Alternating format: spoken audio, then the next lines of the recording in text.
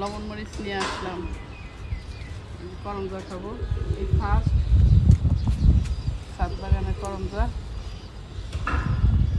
পানি দিয়ে দিলি, পানি দিয়ে করে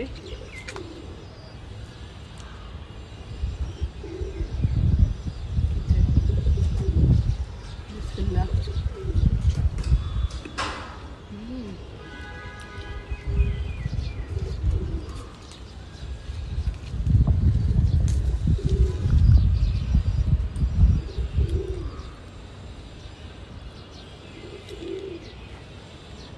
অনেক মজা, অনেক মজা। এই লবণ মরিচ দিয়ে বড়ের মতো, এটাই ফার্স্ট খাইলাম আমি, অনেক মজা।